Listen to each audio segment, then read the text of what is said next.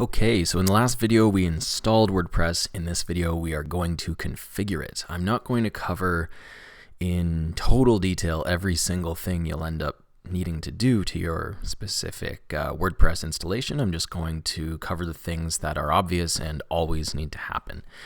It's going to be up to you to learn WordPress and read about the different plugins available, and generally get to know how to use WordPress. That's part of the process here in not paying for a web designer. You have to sort of learn some of this stuff yourself and become one. So that being said, let's get going on the obvious stuff. So with iPage, your WordPress installation will come preloaded with a bunch of stuff you don't need at all. So we're going to go to your plugins area right away, and we're going to look at the installed plugins. There are a bunch of warnings up at the top. A lot of them will go away once we start to disengage and deactivate and delete these plugins. So we can do this with bulk actions. So Hello Dolly, we'll check that, and Total Cache, and we will deactivate those and hit apply. Now that those are deactivated, we can click that, as well as, or let's deactivate Mojo as well. Forgot to do that. Okay, so Dolly, Mojo, Total Cache. Let's delete them.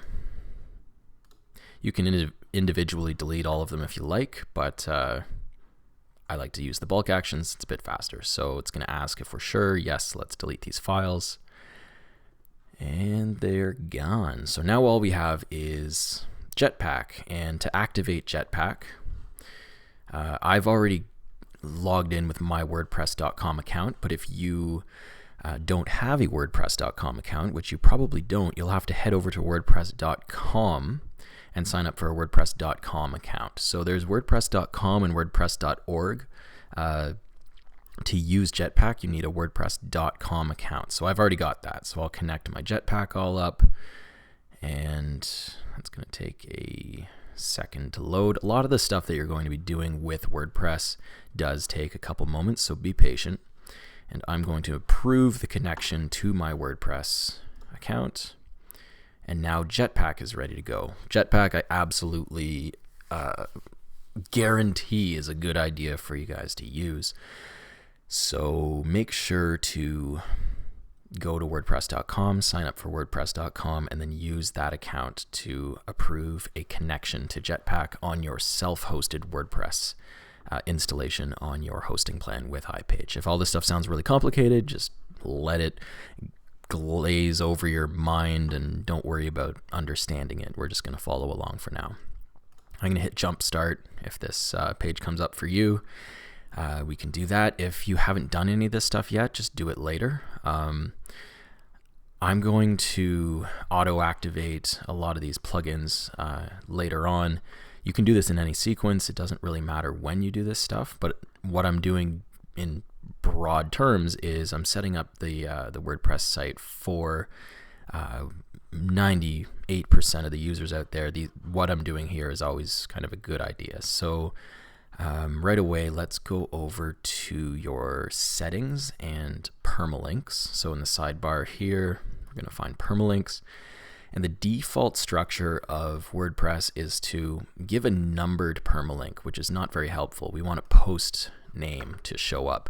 And this is better for search engine optimization, because if you have a post, a blog post, or a website, one of your pages for your website, you want the words of that blog post, such as how to configure WordPress, to appear in the URL. It's better for Google's ability to rank that page, as opposed to this question mark P equals 123. You don't want that. You want your post name. So you just click post name and then save changes. Don't worry about understanding it. It's just whatever you're doing here. It's good later, so you can just trust that. So we've saved those changes. It gives you a confirmation up here that the permalink structure has been updated, and then we can go back to the dashboard. So what I like to do in the dashboard itself is go to screen options, and I don't need to see the WordPress news. I don't really care about the quick draft. I like to see the site stats.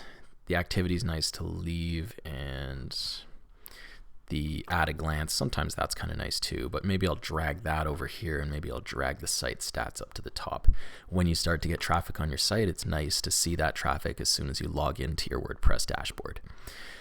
Next, we're going to go to, if you are in the mindset of changing your password, you can do that under users, your profile, and you can change your password to anything you like. WordPress generally does default to give you a very secure password, but when you create your new password, make sure to include numbers, uppercase and lowercase letters, as well as symbols, just for that level of security. WordPress sites do get hacked all the time, so make sure you have a very strong password to prevent that. I'm not going to do that here because I've already done it, and for the security of this video, I don't want to be showing you guys my password. Let's go to appearance and themes. This is where things can get fun for you. For this area, the one thing to remember is that you only want the theme that you're using to be active. So by default, you're going to have a bunch of themes in here, most of which, almost all of them, you're not going to want to keep.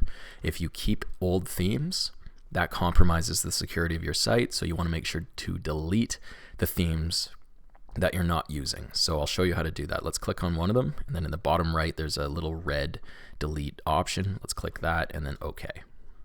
That's how you delete a theme.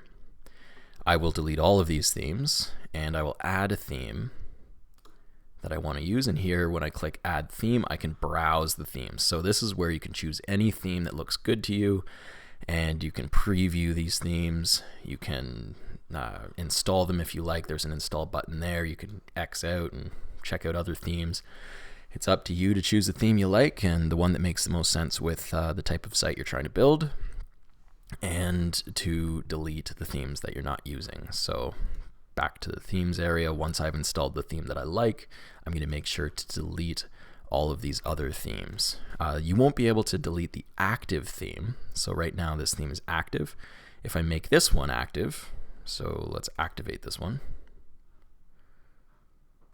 then now that one's active and that other one is eligible for deletion. But I'm not going to do that right now. I'm just kind of telling you guys that you should delete all of these themes that you're not using, only keep the one that you are using.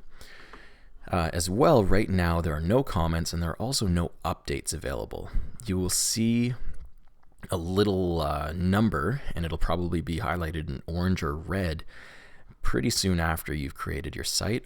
Always click that and always update the plugins and themes that you're using, because if you don't, people can hack your site a lot easier. I'll show you how to install a plugin. The first plugin that I always like to install, we're going to go to plugins and then add new. And let's search for WordFence, because that's a good one for keeping your site secure. I always install WordFence security, so let's install that. And it's going to take a second to download those files, and I'm going to activate that plugin by clicking the link in the description here. You can run through the tour if you like. It's very technical. I wouldn't say that you need to do it. You can also include your email address if you would like alerts every time WordPress finds some kind of a problem with your site. I don't generally put my email address in there, and I don't really want to know about the WordPress alerts and news and stuff, so I don't put my stuff there most of the time. So I'm going to leave that out, and you'll see that it's activated, so we're good to go. If you want to go into the settings for the WordPress security, you can do that under this WordFence panel, but just installing WordFence alone is often enough to really secure your site nicely.